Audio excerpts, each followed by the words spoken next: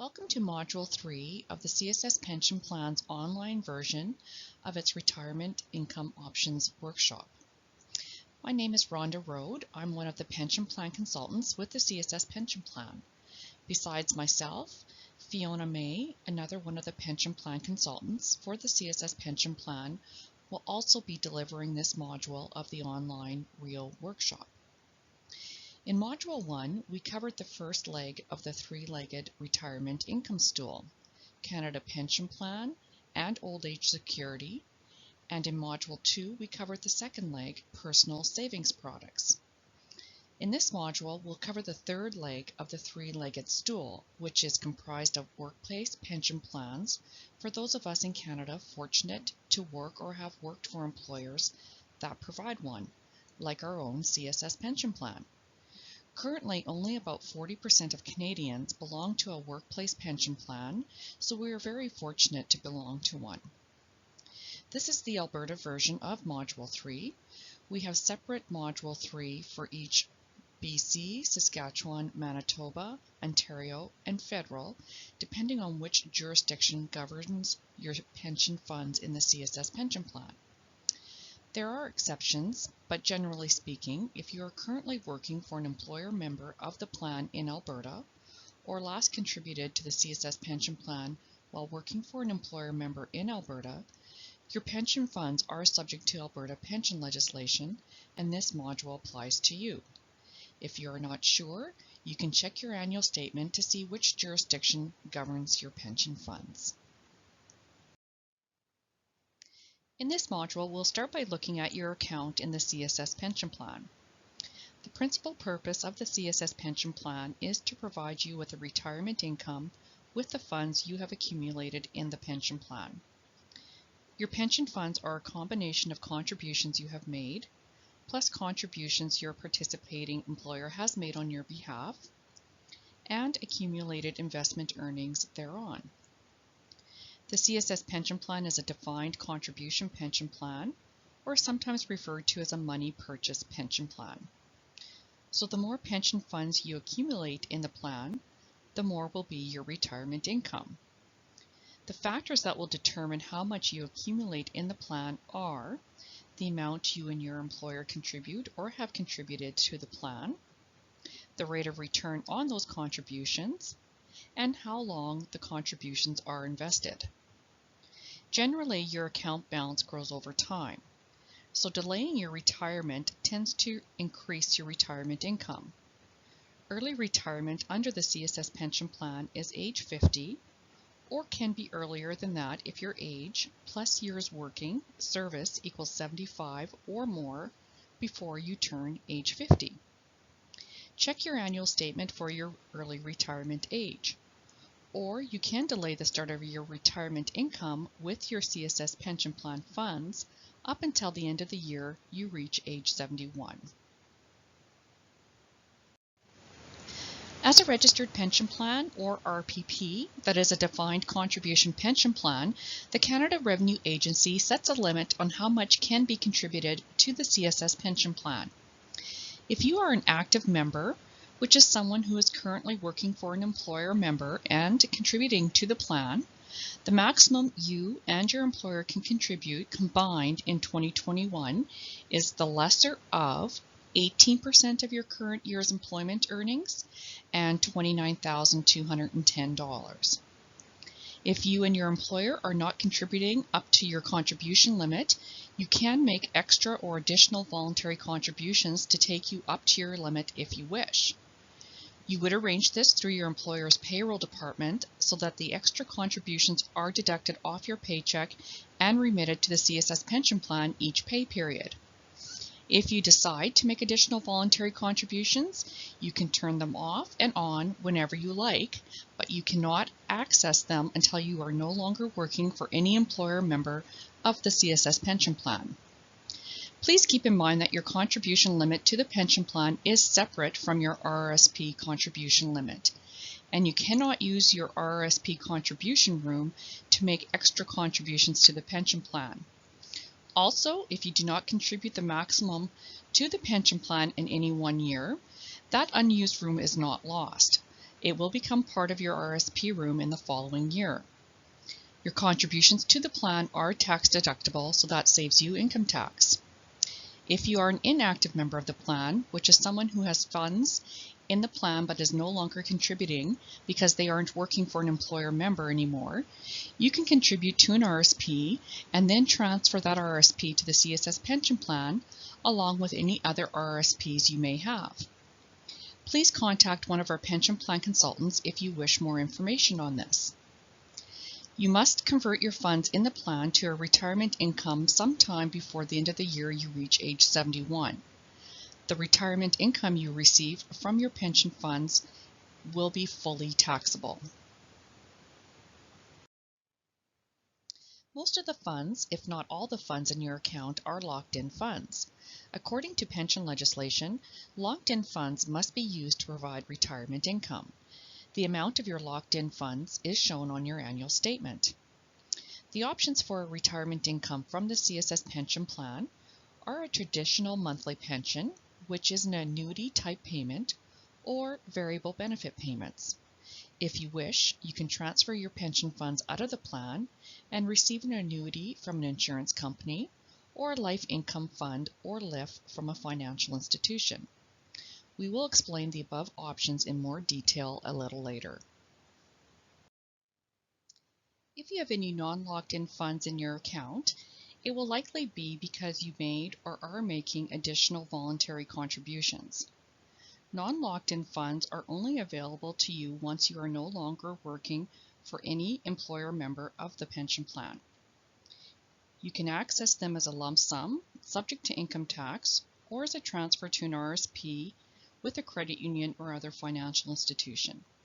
Or if you are retiring, you can use them for a retirement income, such as our monthly pension or VB payment from the pension plan, or transfer them out to get an annuity from an insurance company or a RIF from a credit union or other financial institution. What happens to your pension funds when you pass away? There's two possible situations. You either pass away before you convert your pension funds to a retirement income, or you pass away after you convert your pension funds to a retirement income. If you pass away before retirement, your surviving spouse has first claim to your pension funds, regardless of what your designation of beneficiary form or your will might say. This is in accordance with pension legislation. In Alberta, pension legislation defines spouse as someone to whom you are married and not separated from for more than 3 years, or someone with whom you are living common law for at least 3 years. Your surviving spouse can leave the funds in the plan until further notice and receive the same return as all other members, start a retirement income with the funds at any age, or transfer the funds out to a credit union or other financial institution. If there is no surviving spouse, or your spouse has signed a prescribed form waiving their rights to the first claim on your pension funds, then your pension funds would be payable to your designated beneficiaries or estate as a taxable lump sum. If you pass away in retirement, the survivor benefits depend on which retirement income option or options you selected. We will go through the survivor benefits when we discuss each of the retirement income options. The CSS Pension Plan is one of the oldest defined contribution pension plans in Canada, and one of the few that offers its own internal retirement income options. In other words, with the CSS Pension Plan, you don't have to transfer your pension funds out of the plan at retirement. You can if you want, but you don't have to.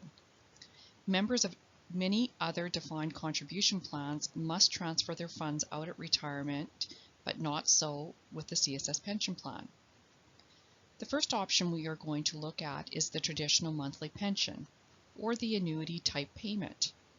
You can convert some or all of your non-locked-in funds and your locked-in funds into a pension. The pension option will provide you with a fixed monthly income for your lifetime. It is important to keep in mind that once you start a monthly pension, you cannot make any changes to it. It is set for life. The CSS Pension Plan has been offering its own monthly pensions since 1972. When you start a monthly pension, your pension funds are removed from your account and put into the pensions fund. And it's from this fund you receive your monthly pension payment for as long as you live. With the pension option, you don't have to worry about making investment decisions in retirement, nor worry about outliving your pension funds. The amount of your monthly pension payment is based on 3 factors. The first one being how much pension funds you have. The more pension funds you have, the more will be your monthly pension. The second one being the long-term interest rates that are in effect when your pension starts. The higher long-term interest rates, the higher will be your monthly pension. We refer to this long-term interest rate factor as the annuity rate, or sometimes the pension conversion rate. And the third factor is your age, or how close you are to average life expectancy, which is about 82 to 83 years of age. The older you are when you start your pension, the higher will be your monthly pension payment. The first monthly pension option is the single life pension. A single life pension will only provide a lifetime pension to you. It does not provide a lifetime pension to your surviving spouse if you have a spouse. Single life pensions can have guarantee periods of 0 years or no guarantee, 10 years or 15 years. The longer the guarantee period, the lower your monthly pension payment will be. A single life pension guaranteed 0 years or with no guarantee will provide a lifetime pension to you for as long as you live. However, once you pass away, the pension stops. In other words, the pension dies with you. A single life pension guaranteed 10 years or 15 years will provide a lifetime pension to you for as long as you live. But it is guaranteed to be paid for at least 10 or 15 years depending upon your choice. If you pass away before the guarantee period expires, your pension will continue to be paid to your beneficiaries or estate for the balance of the guarantee period. If you outlive the guarantee period, you still get the pension for your life, but there would be no payments to your beneficiaries or estate upon your death. Assume, for example, that you select a single life pension with a 15-year guarantee period. In our example, that would be $399.42 per month. You would receive this amount for as long as you live. If you were to pass away 7 years after your pension starts, the monthly pension of $399.42 would continue to be paid to your beneficiaries or estate for 8 years, until the 15-year guarantee period expires, and then the pension would stop. However, if you are still alive when the 15-year guarantee period expires, you would still get the $399.42 for the rest of your life, but there would be no survivor benefits upon your death. Our next pension option is the joint and last survivor pension. A joint and last survivor pension will provide a lifetime pension to you, and after your death, your surviving spouse will receive a lifetime pension as well. Joint pensions pay less than single life pensions because they cover 2 lives, yours and your spouse's. Joint and last survivor pensions can be guaranteed for 10 years or 15 years. If both you and your spouse die before your selected guarantee period expires, the pension will continue to be paid to your beneficiaries or estate for the balance of the guarantee period. The longer the guarantee period, the lower the monthly pension. Suppose, for example, that you select a 15-year guarantee period and both you and your spouse pass away after 6 years after your pension starts. In that case, the full monthly pension would continue to your beneficiaries or estate for 9 years, then the pension would stop. With a joint and last survivor pension, there are also different spousal benefit percentages to choose from. The amount of the pension that your surviving spouse receives after the guarantee period is over. The spousal benefit percentages are 60%, 75%, and 100%.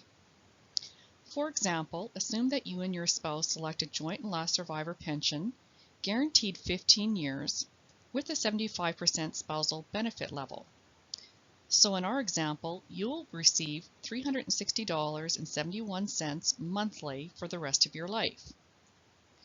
If you die before the 15-year guarantee period is over, your surviving spouse would receive the full $360 monthly for the balance of the 15-year guarantee period, and then they would receive 75% of the $360 for the rest of their life.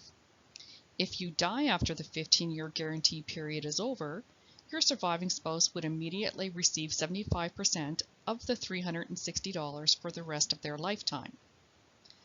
Once the guarantee is over and both you and your spouse have passed away, the pension stops. Note that if you and your spouse select the 100% spousal benefit level, your spouse will receive 100% of the monthly pension for the rest of their lifetime, regardless of when the guarantee period ends. The third pension option is the prescribed pension. The prescribed pension is a type of joint and loss survivor pension that is prescribed by pension legislation for members who have a spouse when setting up a retirement income. You will receive a pension for your lifetime, and upon your death, your surviving spouse will receive 60% of your pension for the rest of their lifetime. In our example, you would receive $372.61 monthly for as long as you live, and upon your death, your surviving spouse would receive 60% of the $372 monthly for their lifetime. There is no guarantee period under the prescribed pension, so there are no survivor benefits to your beneficiaries or estate once both you and your spouse have passed away. The other retirement income option available from the CSS Pension Plan is the variable benefit or VB payments option. As we'll see, variable benefit payments are not at all like a monthly pension. VB payments is a relatively new option. It has been available since 2006. VB payments are simply periodic withdrawals from your CSS Pension Plan account. The withdrawals can be set up as monthly or annually. VB payments are not at all like a monthly pension. In other words, VB payments will not guarantee you a fixed monthly payment for as long as you live. With VB payments, you set the amount of your payments, and you can change your payments from time to time if you want. For Alberta locked-in funds, there is a maximum limit on how much you can withdraw each year. We'll discuss the maximum in more detail in the next few slides. Because the pension funds remain in your account, you are still responsible for deciding on how these funds are to be invested among the plan's 4 investment fund options. These are the same investment fund options that are available to you today. Also, just as is the case today, if you like, one of the CSS Pension Plan consultants can assist you with these investment decisions. Alberta members have a one-time opportunity to unlock up to 50% of their locked-in pension funds. These unlocked funds do not have to be used to provide a lifetime retirement income. In other words, if you set up VB payments with the unlocked funds, there will not be a maximum withdrawal limit on these funds. You can take all of these unlocked funds as a lump sum, which would be subject to income tax, or transfer them to an RSP or RIF with a credit union or financial institution. By taking advantage of this unlocking opportunity, you are giving yourself some added flexibility and control over your pension funds in retirement. There are a few rules surrounding this unlocking process. You must be at least age 50. If you have a spouse, they must sign a consent form agreeing to the unlocking, and this unlocking opportunity is only available when you are retiring and setting up VB payments with the CSS Pension Plan or LIF with a financial institution. So if you are still working and contributing to the pension plan, the unlocking opportunity is not yet available to you. Also, please keep in mind that if you do not take advantage of this unlocking opportunity when you are setting up your VB or LIF, then the opportunity has passed and you will not be able to do this unlocking at a later date. So you might as well take advantage of this unlocking opportunity when it's available to you. In accordance with income tax regulations, there is a minimum annual withdrawal for VB payments, but it doesn't start until the year you reach age 72. So until that time, the minimum annual withdrawal is 0. The minimum withdrawal percentage increases each year as you get older. If you have a spouse and they are younger than you can have the minimum withdrawal percentage based on their age, which would then make the minimum payment calculation less than if it was based on your age. As we've already discussed, there is a maximum withdrawal limit for the locked-in pension funds governed by Alberta pension legislation, but there is no maximum withdrawal restrictions on your non-locked-in funds, such as additional voluntary contributions or the 50% unlocked funds. So you have the flexibility to spend these pension funds as quickly as you like and make lump sum withdrawals if you need. With variable benefit payments, you can temporarily stop your withdrawals if you want, up until the end of the year you reach age 71. As already mentioned, you can also change the amount of your VB withdrawal. For example, you might want higher VB payments in the early years of retirement, subject to the maximum on your locked-in funds, and somewhat lower withdrawals later on. You also have the option to convert all or a portion of your VB funds to the traditional monthly pension option if you wish. We do have some of our members that start with a VB option for the flexibility and potential growth when they first retire, and then convert to a monthly pension later on when the guarantee is preferred and the annuity rates are more favorable. This is the minimum withdrawal percentage chart set by the Income Tax Act for VB payments and withdrawals from RIFs and LIFs available from credit unions and other financial institutions. As already mentioned, the minimum annual withdrawal for VB payments from the CSS Pension Plan does not start until you reach age 72. However, the minimum withdrawal from RIFs and LIFs with a financial institution starts in the second year that you set up the account. This table shows the maximum withdrawal percentage for Alberta locked-in funds in your VB account with the CSS Pension Plan or a LIF with a credit union or other financial institution.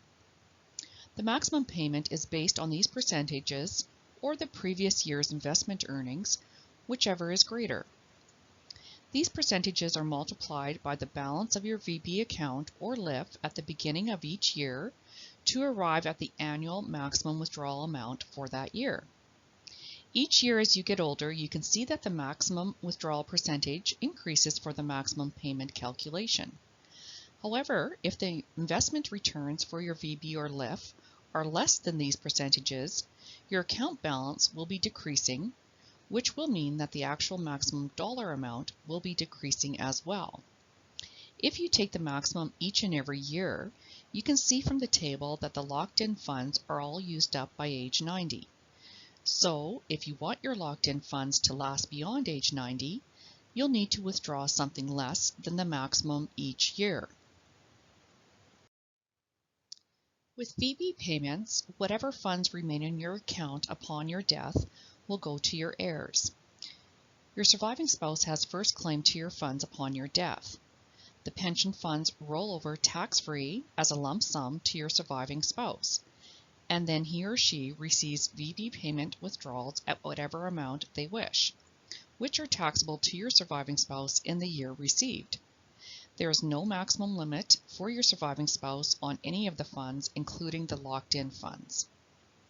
If you don't have a surviving spouse, or your spouse assigned a form to waive their first claim status to your funds, then any remaining funds upon your death are paid to your beneficiaries or estate as a taxable lump sum. If leaving any unspent pension funds to your heirs is important to you, the VB option certainly addresses that issue for you. As already mentioned, VB payments are simply periodic withdrawals from your CSS Pension Plan account. Since your pension funds remain in your account, they need to be invested. The investment fund options available to you are the same ones that are available to you today. The same balance fund, bond fund, equity fund, and money market fund. We will go into more detail about investing your pension funds in retirement for VB payments in the investment choice section that follows, which will be covered by my colleague Fiona May.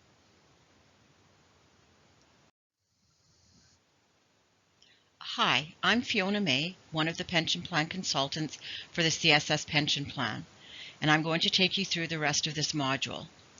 The CSS Pension Plan has 4 professionally managed investment funds for its members.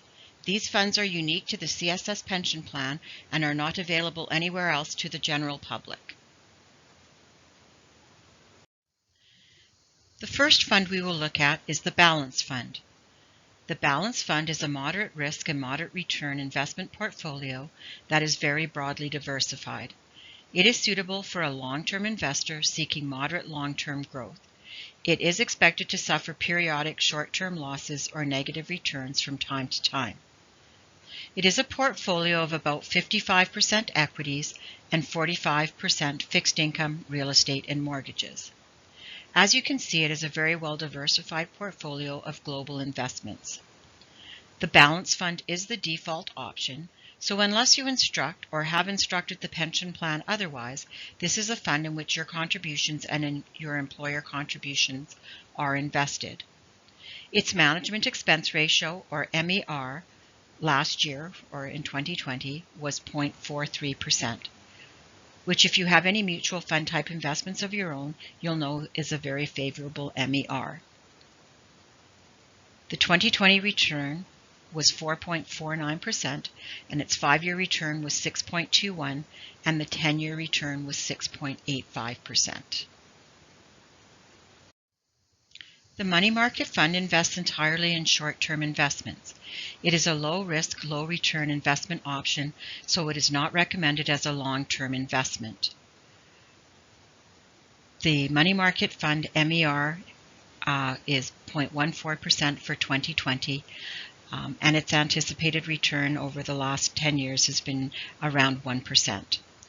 You may want to consider this fund as you approach retirement to protect yourself from a possible negative return if you plan to convert your pension funds into the traditional monthly pension option. Or you can also consider using this fund as a spending reserve if you plan on taking the variable benefit option at retirement. We'll discuss these considerations in a bit more detail later on. Most of you will have been invested in the Balance Fund for most, if not all, of your careers. This slide shows the difference in the rate of return over the past 10 years for the Balance Fund and the Money Market Fund. The 10-year annualized return for the Balance Fund is 6.85%. The Balance Fund is a very well-diversified portfolio of global equities, real estate investments, exposure to emerging markets, government and corporate bonds. And because of what it's invested in, we fully expect it to see negative returns from time to time. However, over the long term, we expect it to provide the types of returns necessary to build an effective nest egg while members are working, and to continue to provide the long-term growth needed to sustain a viable retirement income. The inherent risk and return relationship of the investments in the Balance Fund is why we see such a substantial difference in the long-term rates of return between it and the Money Market Fund. The Bond Fund is suitable for members who are willing and able to accept lower average returns to reduce the risk of short-term losses. Given its lower expected return, the fund may not produce sufficient earnings over the long term to produce an adequate retirement income. Because bond prices tend to decline when there is an expectation for interest rates or inflation to increase, the bond fund can suffer occasional short-term losses.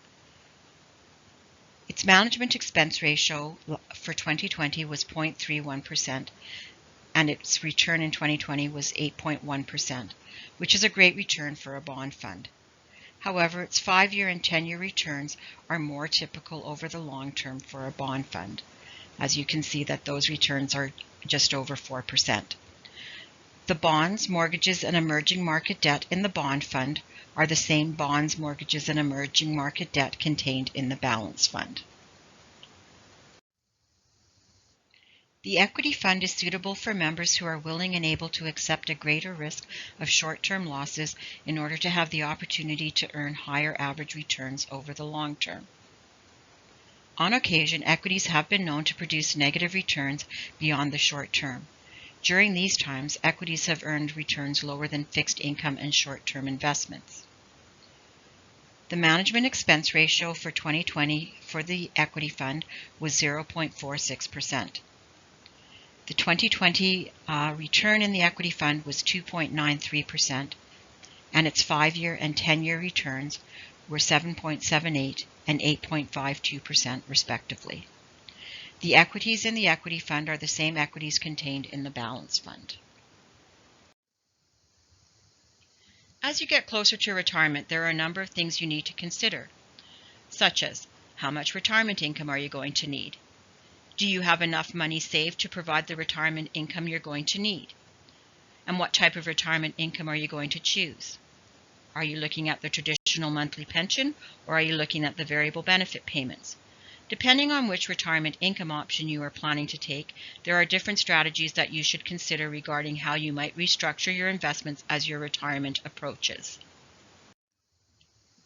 Generally speaking, if you are more than 3 to 5 years from retirement, you probably still need more growth in your pension savings, so you should stay invested in the balance fund or some combination of the equity fund and bond fund.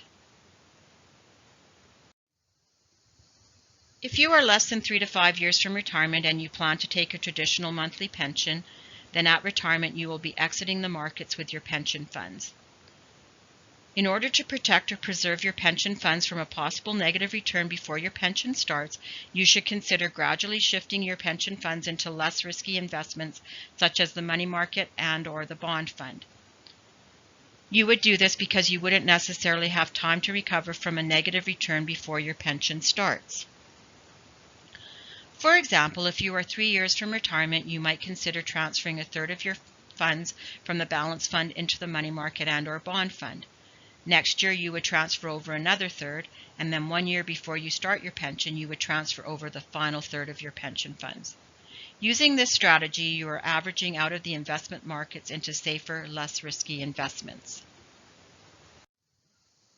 If you are less than 3 to 5 years from retirement and planning to take the pension plan's variable benefit option, you'll want to stay in the markets with a good portion of your pension funds, as you will still have a long-term investment horizon of 15, 20, 25, or maybe even more years of retirement. You can stay in the markets by investing in the balance fund or some combination of the equity and bond funds. By staying in the markets, you would expect to earn a higher long-term average return and reduce the impacts of inflation. You should also consider investing some of your pension funds in the money market fund for a spending reserve.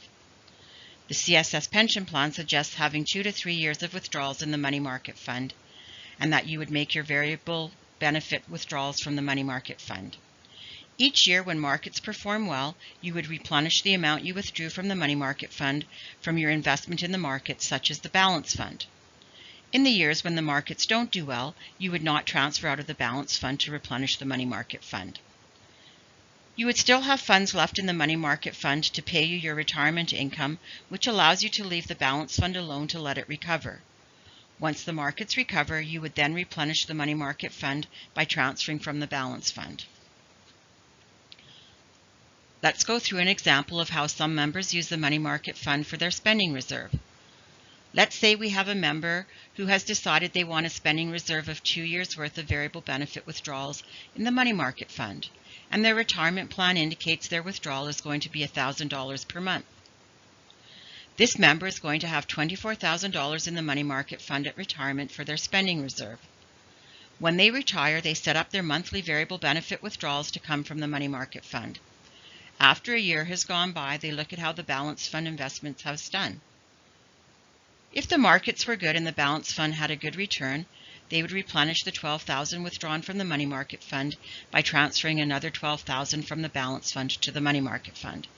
So they are now back to having 2 years' worth of withdrawals, or $24,000 in the money market fund. Now another year goes by with $1,000 coming out of the money market fund each month. However, this past year the markets were down and the balance fund had a negative return. There is no need to panic because there is still $12,000 left in the money market fund, or 1 year's worth of retirement income. So they can leave the balance fund alone and let it recover. Using the spending reserve strategy helps to avoid being forced into the situation of having to take money from the balance fund when markets are down. In other words, selling low. Ideally, we want to take money from the balance fund when the markets are up or sell high. This is not guaranteed to work all the time. It could break down if we had a multi-year downturn where we saw negative market returns for an extended period of time. We suggest that you start establishing your spending reserve when you're 3 to 5 years from retirement by transferring a portion of your pension funds from the balance fund each year into the money market fund, so that when you retire you have your desired 2 to 3 years worth of retirement income in the money market fund. Also, keep in mind that with the variable benefit option, your annual investment returns will fluctuate from year to year, so you should be prepared to adjust your variable benefit withdrawals accordingly.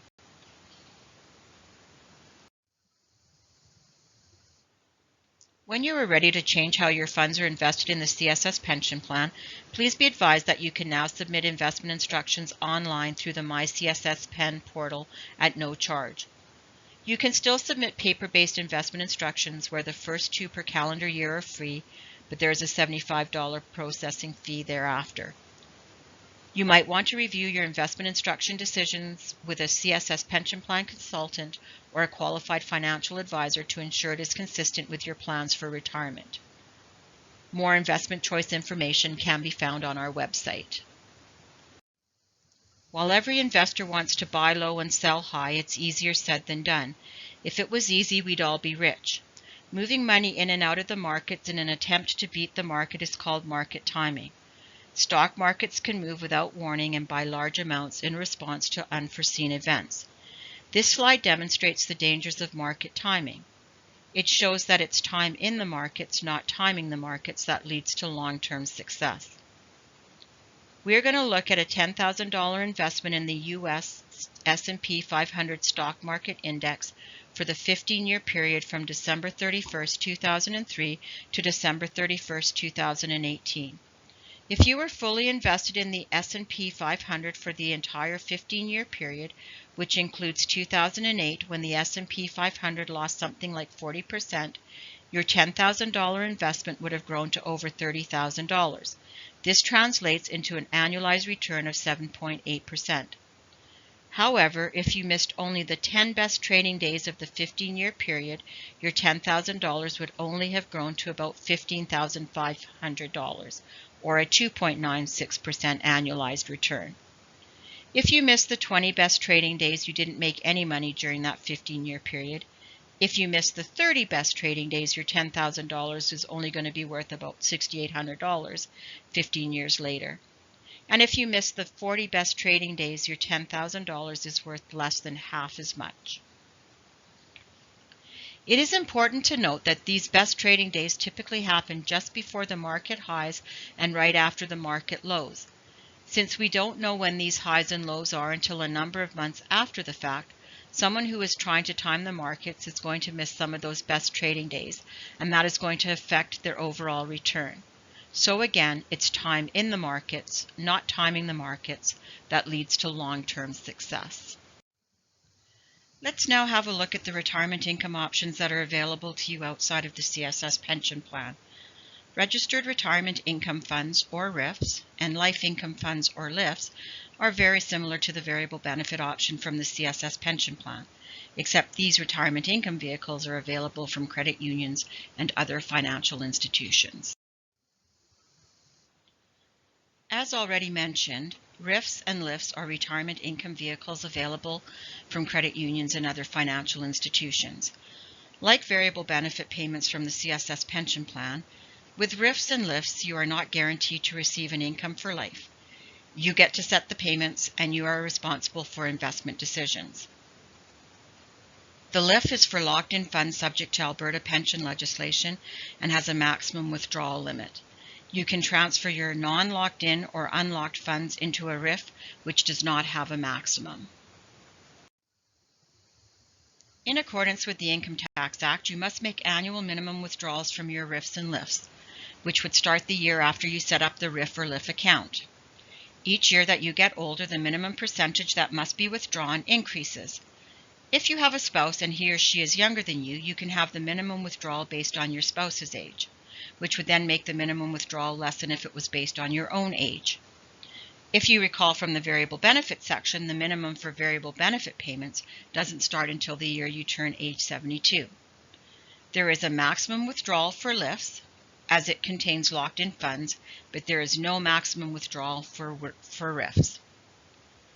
You can turn off the payments from a RIF up until the end of the year you turn age 71, but it is not possible to stop the payments from a LIF. If you recall from the variable benefit section, you can turn off variable benefit payments up until the end of the year you turn age 71. Like variable benefit payments, you can change the amount of your RIF and LIF payments. Like variable benefit payments, whatever money is left in your RIF or LIF account when you pass away will go to your heirs. With the RIF, if you have a spouse as defined by the Canada Revenue Agency, and if he or she is named the successor annuitant, then it would be a tax-sheltered rollover to your surviving spouse upon your death. If you don't have a successor annuitant, then it's a taxable lump sum to your named beneficiaries or estate. However, please keep in mind that it doesn't matter who gets the remaining funds.